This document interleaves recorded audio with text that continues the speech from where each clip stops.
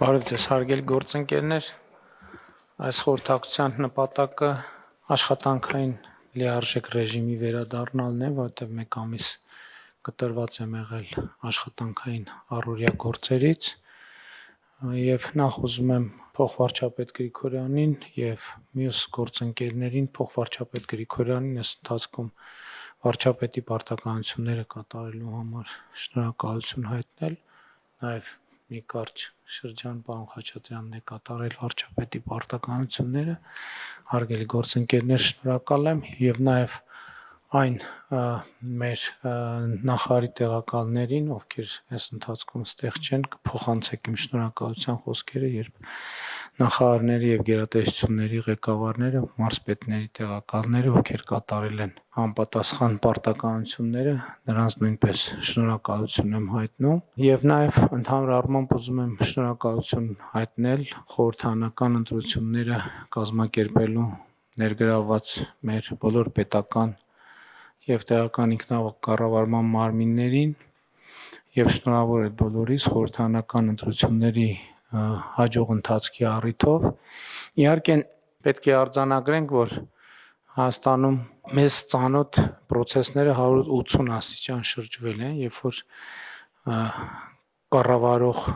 կուսակցությունը եւ կառավարությունը ընտրությունների արդար եւ ազատ անցկացման ջատագով է, իսկ ընդդիմությունը որպես գործիք ունի հիմնականում ընտրությունների արդյունքները կեղծելը եւ կեղծիքների մեխանիզմներ օգտագործելը, բայց իհարկե նաեւ ուզում եմ շնորհակալություն հայտնել մեր իրավապահ մարմիններին, գլխավոր դատախազությանը, քննչական կոմիտեին, հակակոռուպցիոն կոմիտեին, ով ընտրակաշառքների դեմ պայքարի հիմնական լիազոր մարմինն է, ներքին գործերի նախարարությանը, ազգային անվտանգության ծառայությանը, որովհետեւ այս մասշտաբի ես չեմ հիշում, որ մենք այս մասշտաբի պայքար ունեցած լինենք ընտրակաշառքների եւ ընտրողների ազատ կամ արտահայտման վրա ապօրինի գործադրվող ճնշումների դեմ։ Ես ուզում եմ շնորհակալություն հայտնել գործընկերներին աննախադեպ ծավալի աշխատանքի համար։ Իհարկե սա ցույց է տալիս նաեւ մեր երկրում ինստիտուցիոնալ բարեփոխումների արդյունավետությունը, որովհետեւ մի շարք օրենսդրական եւ ինստիտուցիոնալ բարեփոխումներ ենք մենք իրականացրել, որոնք իրենց արդյունքը տվել են, բայց մյուս կողմից ես ուզում եմ մտահոգությունս հայտնել հետեւյալի հետ կապված, որ Հայաստանում ընդհանրապես կան հանցագործությունների տեսակներ, որոնց նկատմամբ ինչ-որ տենց հանդուրժողականության չհամաձայնեցված մթնոլորտ է ձևավորված, մի ուղղությունը ընտանեկան բռնությունների հետ կապված ուղղությունն է, մյուս ուղղությունը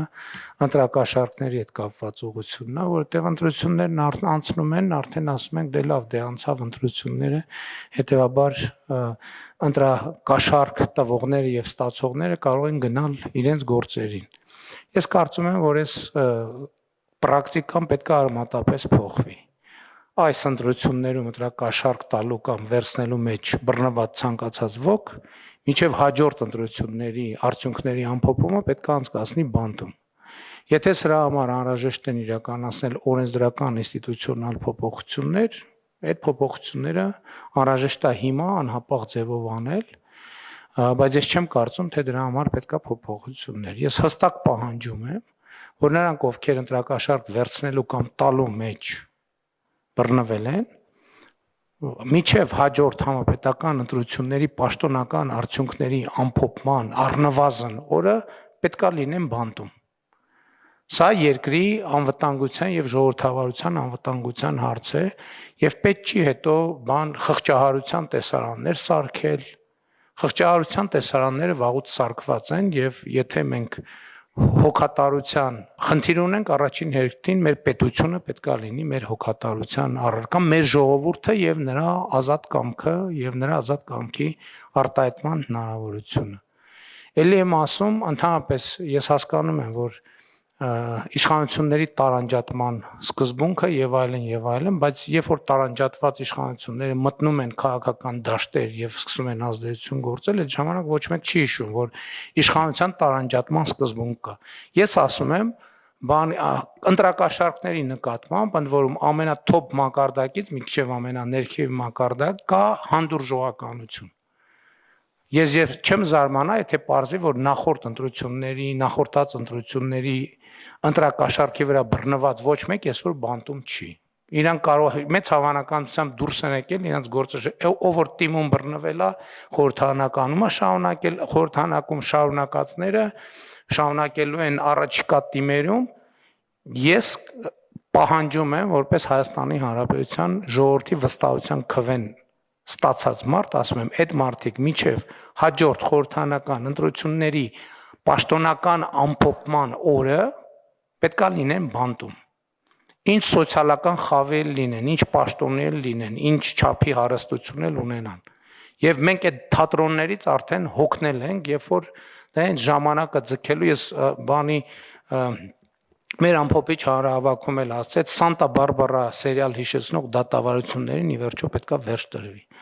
Ես այս քարոզարշավում իմ ամենամեծ դիսկոմֆորտը եղել այն, երբ որ մարդիկ ինձ շատ կոնկրետ ասել են, այս գործը ինչի հանգուցալուծում չի ստացել, այն գործը ինչի հանգուցալուծում, եւ ես չունեմ պատասխաններ, որովհետեւ իրականում այդ հարցերի հասցեատերը ես չեմ։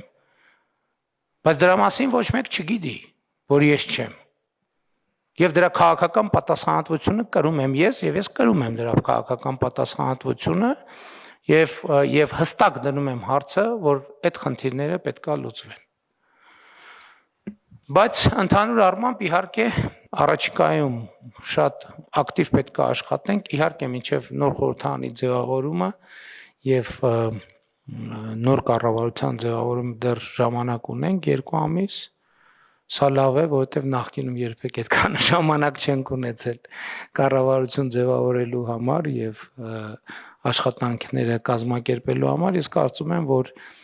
լավ փուլ է, որպեսզի մենք ամփոփենք նախորդող շրջանում արվածը եւ պլանավորենք առաջիկա անելիքները։ Իհարկե, առաջիկա անելիքների մի հսկա մասը լինելու է այն, ինչ սկսել ենք դրա շարունակությունը։ Մասնավորապես արդեն խոսել ենք 300 դպրոցի մեր ծրագիրը պետքա հաջորդի 300 դպրոցի, եթե հանկարծ պարզվի, որ մենք այնքան կարողություն ունենք, որ 300 կարող ենք դարձնել 400 կամ 500, իհարկե հոյակապ կլինի, բայց չգիտեմ, դա առանձին քննարկման հարց է, որը առանձին կքննարկենք եւ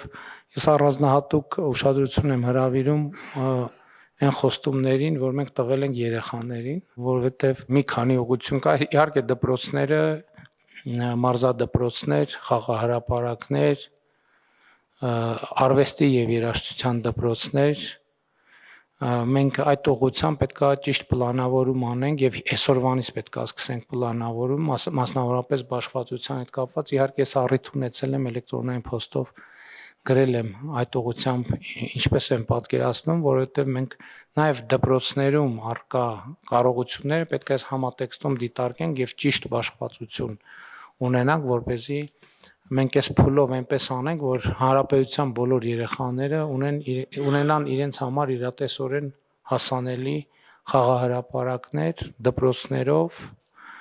մյուս ծրագ սպորտ դպրոցներով եւ ուղղակի խաղահրապարակներով, իհարկե նաև այստեղ պետք է մեր համագործակցությունը ֆուտբոլի ֆեդերացիայի հետ, որովհետև իրենք էլ են ծրագրեր անում, նկատի ունեմ, որ ճիշտ հեռավորություններով եւ ճիշտ բաշխվածություններով ամբողջ հանրապետությունը ծածկենք։ Իհարկե շատ ծրագրեր կա, որոնց մասին դեռ պետք է խոսենք եւ նաեւ այն նորույթները, որ մենք ունենք մեր նախընտրական ծրագրում, որոնք նախկինի շարունակությունը չեն, մենք դրանով էլ պետք է հստակ ճանապարհային քարտեզ ունենանք եւ իհարկե խոշոր ծրագրերին մենք պետք է լրացուցիչ անդրադարձ ունենանք։ Ես ուզում եմ առանձնահատուկ ընդգծել այն, ինչ նախընտրական շրջանում խոսել եմ կապված Երևանի եւ Գյումրիի հետ։ Ես անկեղծ ասեմ, այն ինչ տեսա Գյումրիի թաղամասերում, ճիշտն ասած ինձ համար անսպասելի էր եւ նաեւ ինչ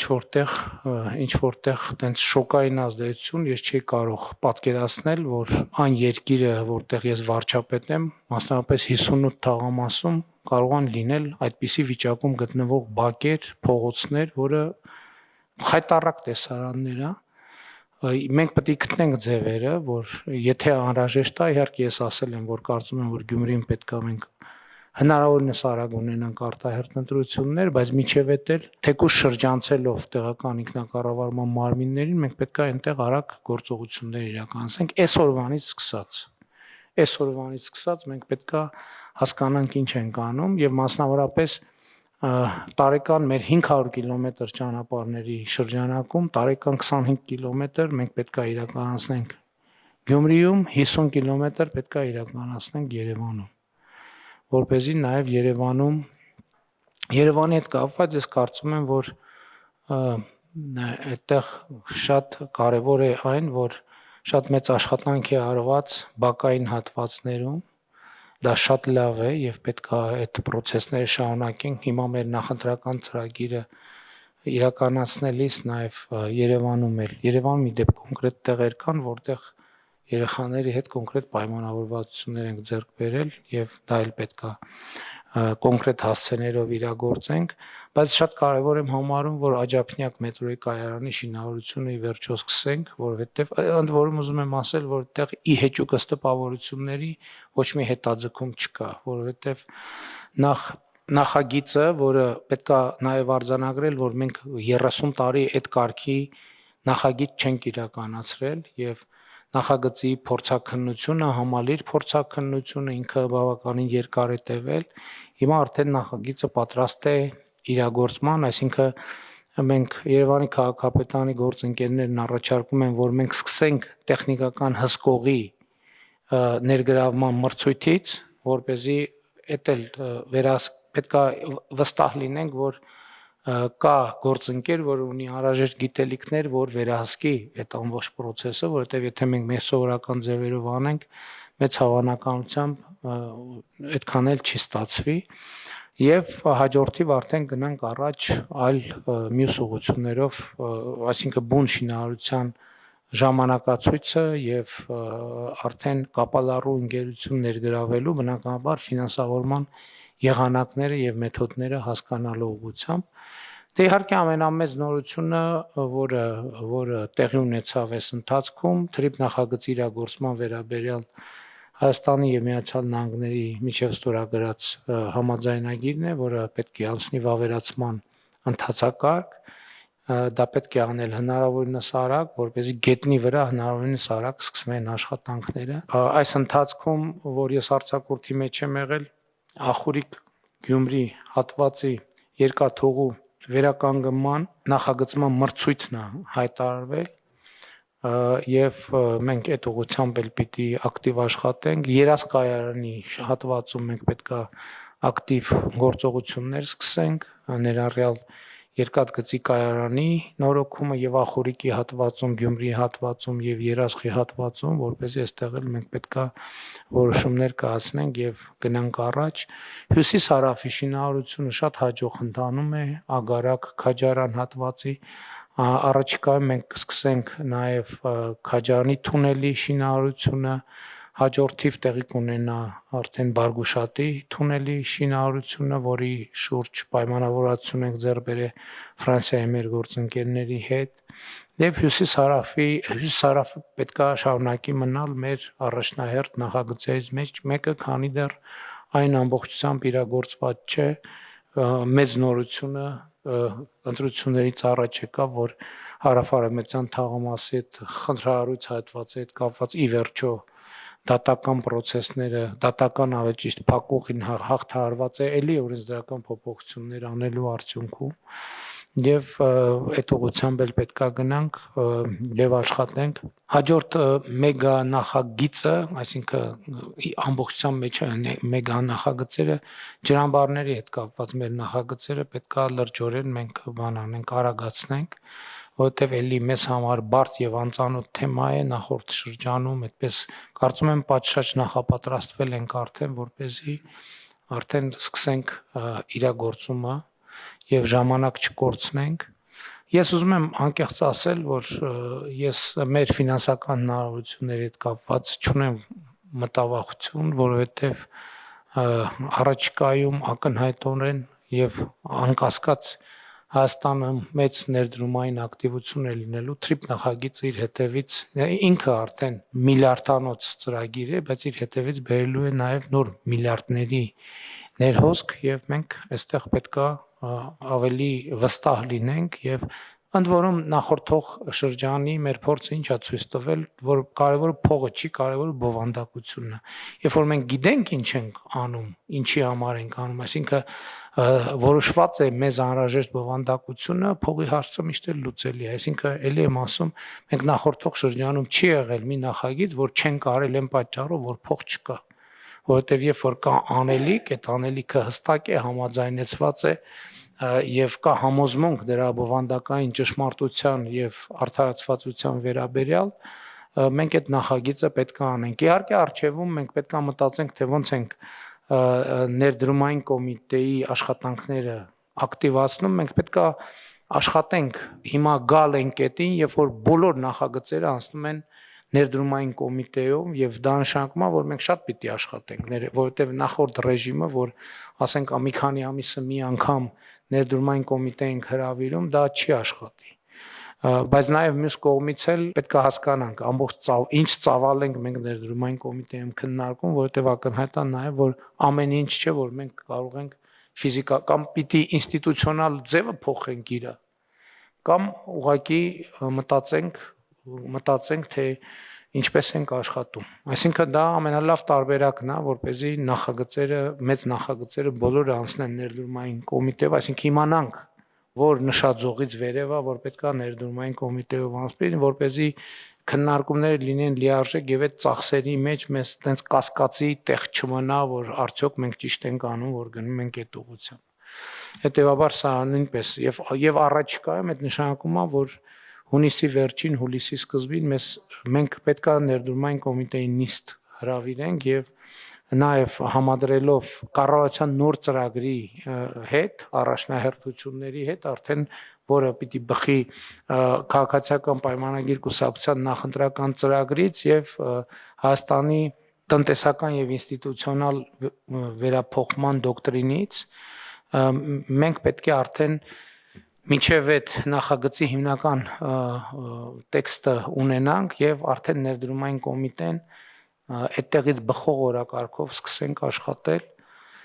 Հաջորդ ուղղությունը կապված է մարզերի հետ, որովհետեւ այս ընթացքում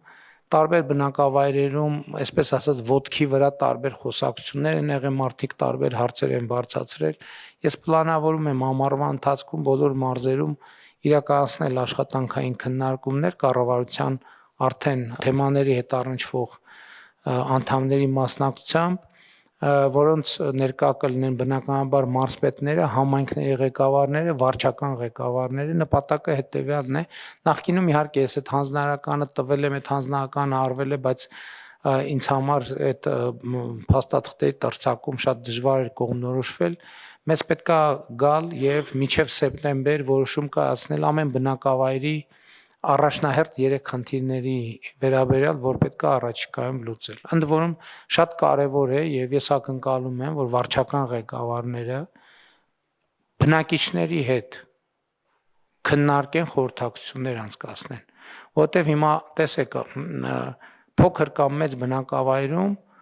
քաղաքացիների մի խումբ բարձրացնում է մի հարց, երկրորդը երկրորդ հարց, երրորդը երրորդ հարցը, չորրորդը չորրորդ հարցը, անհատները տարբեր հանրային նշանակության, շատ դժվար է կողմնորոշվել, որովհետև ամեն ինչ մի անգամից լուծել անհնար է, բացառված է, այսինքն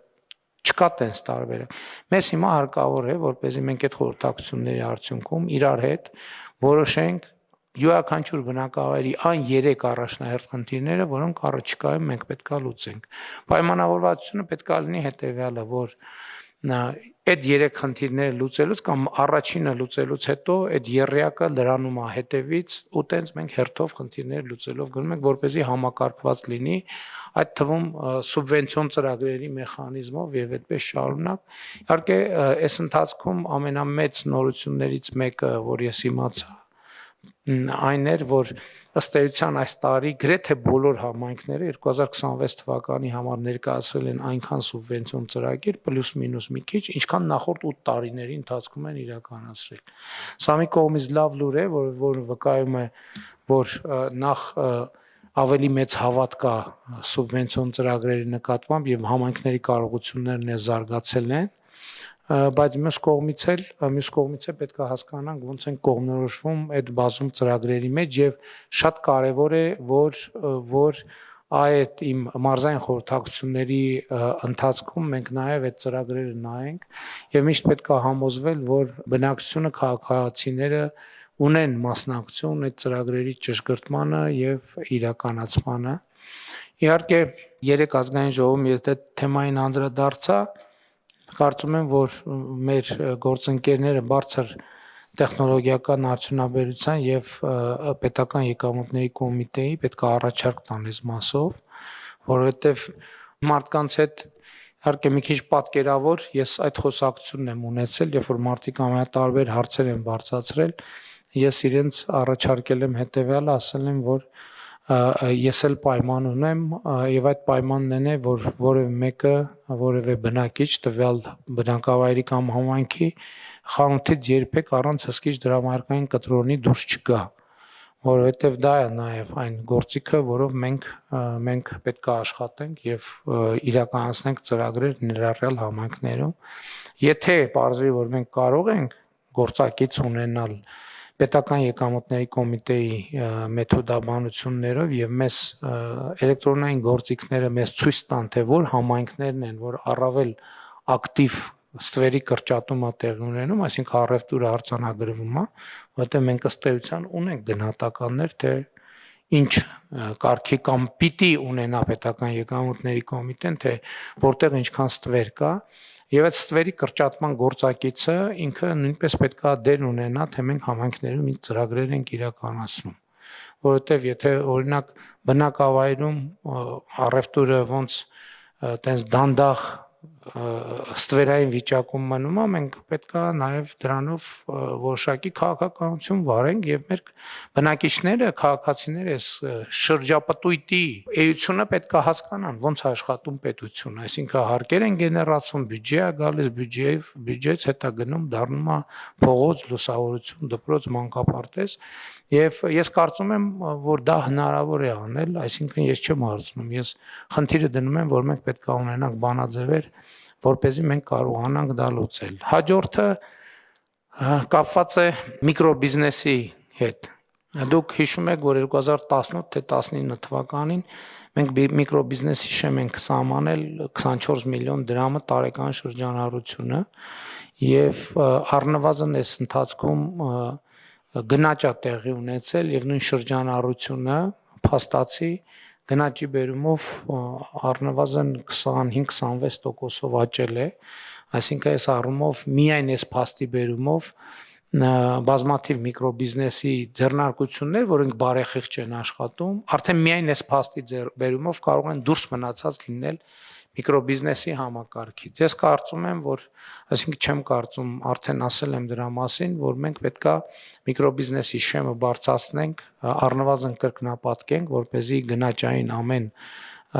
ճշգրտումից հետո դրան չանդրադառնանք, բայց ես նաև ուրիշ առաջարկ ունեմ, ես կարծում եմ, որ մենք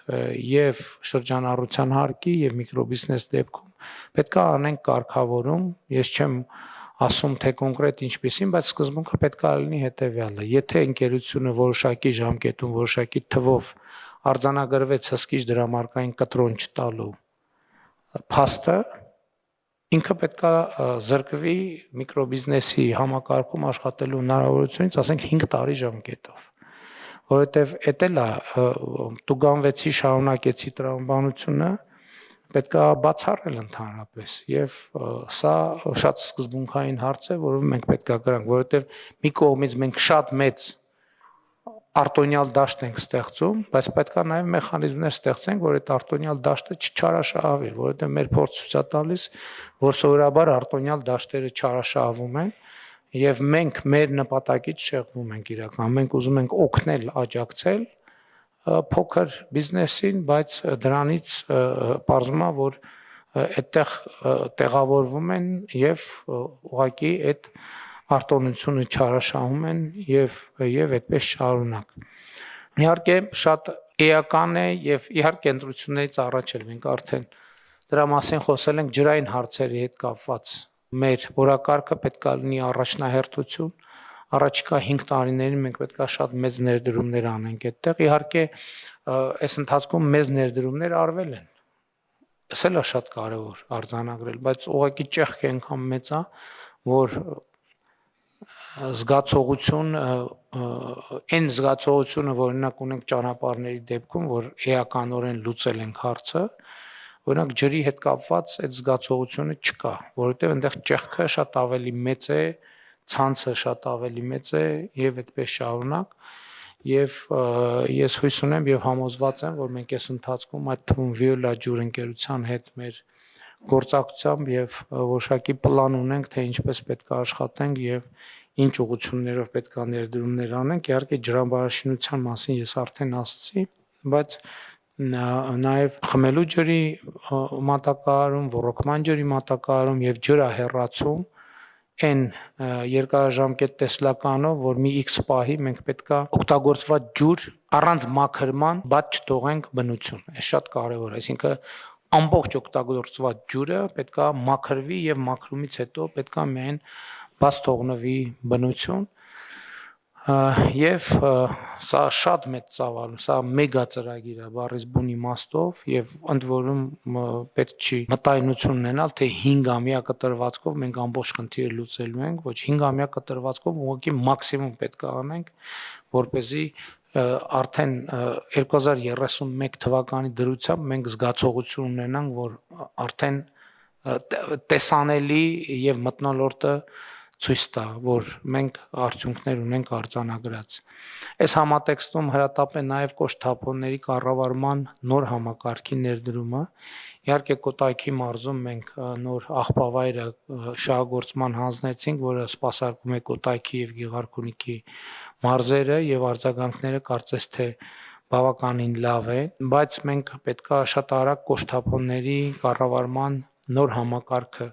ներդնենք, ընդ որում տարածքային կառավարման եւ ենթակառուցվածքների նախարարությունում պետքա այդ հարցով լինի կոնկրետ պատասխանատու։ Նախարարի արդեն նշանակումներ անելիս ես առաջնորդվելու եմ այս տրամաբանությամբ, որ կոնկրետ անձ պետքա պատասխանատու լինի այդ նախագիծ իրականացնելու համար, որովհետեւ ես կոնկրետ ժամկետ եմ սահմանելու, որ այդ նախագիծը արդեն պետքա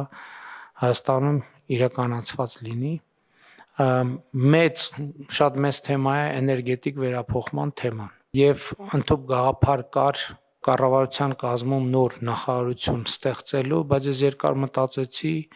դա չի լուծելու մեր խնդիրը, մեզ պետքա միջգերատեսչական նոր ձևաչափի մասին մտածել, որովհետեւ այստեղ մի նախարարության անելիք չի էներգետիկ վերափոխումը, որովհետեւ առանց օրինակ քաղաքաշինության կոմիտեի եւ տարածքային կառավարման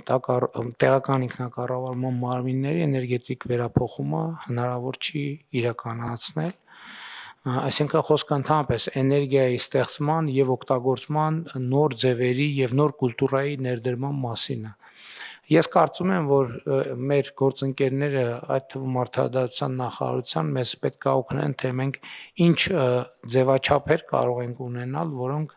լինեն նույնքան մոբիլ, ինչքան նախարարություններն են, բայց իրենք բնույթով լինեն միջգերատեսչական։ Իհարկե փոխվարչապետերի գրասենյակների եւ փոխվարչապետերի կողմից համակարգման մեխանիզմը եւ այն ինչ պայմանավորվել ենք, որ մենք պետքա պատկերավոր ասած project manager-ի նոր ինստիտուտ ունենանք, չգիտեմ դա մեր կառավարման կարգում ինչ կկոչվի եւ ինչպես արդեն որոշել ենք, որ մի քանի մակարդակում մենք պետքա ունենանք եւ փոխվարչապետերի գրասենյակների կարողություններն էլ այս առումով պիտի մեծացնենք, որովհետեւ հիմնական մենեջերները նախագծերի պետք է իմ պատկերացմամբ գործեն այնտեղ, բայց նաև միջգերատեսչական որոշակի ուղղություններ պետքա հասկանանք, թե ինչպես մենք համակարգենք, խոսքը մասնավորապես վերաբերվում է հենց էներգետիկ վերափոխման թեմային, որը ծավալուն թեմա է, այսինքն այդտեղ առնվազն 5-6 նախարարությունների աշխատանք կանելու, որը մի նախարարություն ուղղակի չի կարող անել։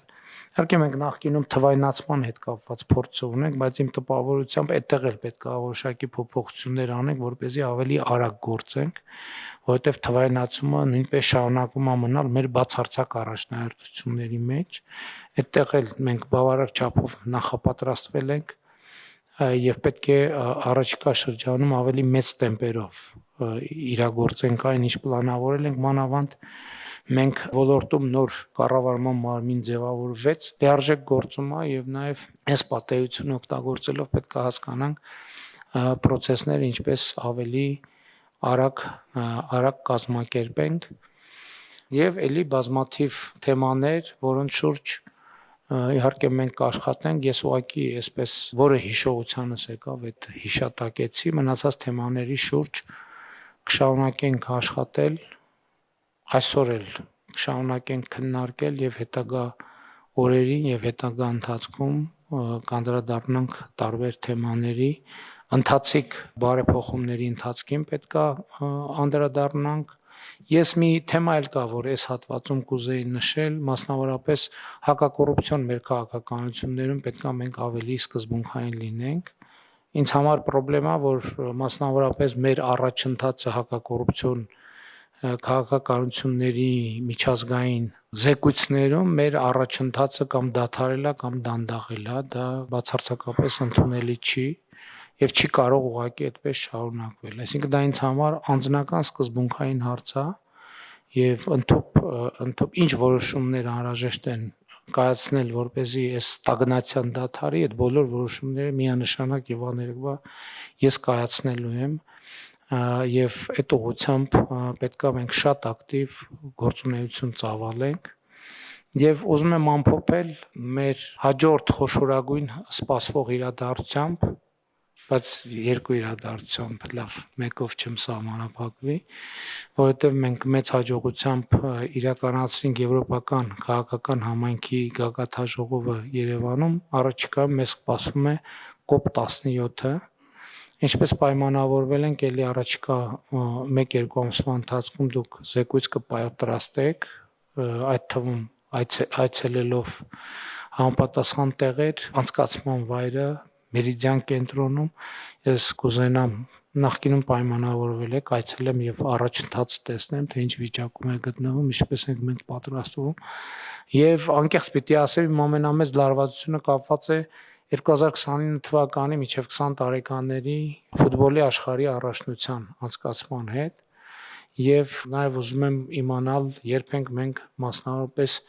Իջևանում սկսում ստադիոնի կառուցումը, ինչու Իջևանում, որովհետև միակ տեղն է, որտեղ զրոյից պետք է սկսենք, մյուս տեղերում մենք վերակառուցման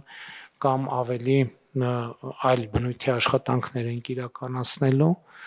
եւ սա ավելի քան սկզբունքային հարց է մեզ համար, պետք է շատ բարձր մակարդակով կազմակերպենք, ընդունենք այդ առաջնությունը եւ նաեւ առիթ օգտագործենք այն բնակավայրերում, համայնքներում, որտեղ դա տեղի ունենալու լրացուցիչ ներդրումներ անենք ենթակառուցվածքների զարգացման ուղղությամբ։ Թերևս այստեղ ես կանգ կառնեմ եւ նաեւ կուզենամ, որ մյուս հատվածում մեր գործընկերները ներկայացնեն ընթացիկ իրավիճակները։ Գիտեմ, որ պետական բյուջեի եկամուտների հավաքագրումը շատ բարձր տեմպով է ընթանում, երեք արդեն ասել եմ, որ 40 միլիարդի երակատարում ենք սպասում։ Ես 30 էի ասում, տենց մի քիչ զգուշություն ցուցաբերելով, բայց ֆինանսների նախարարն 10 միլիարդն էլ ասեց, այնպես որ արդեն 40 միլիարդ։ Մնացած հարցերի վերաբերյալ հիմա ես մեր գործընկերների տեղեկությունները կամ զեկույցները կլսեմ, որոշ մի քանի հարցերի վերաբերյալ, որոնք հրատապության կարգով ինձ հետաքրքրում են։ Այսքան է փոլի համար։ Շնորհակալ եմ։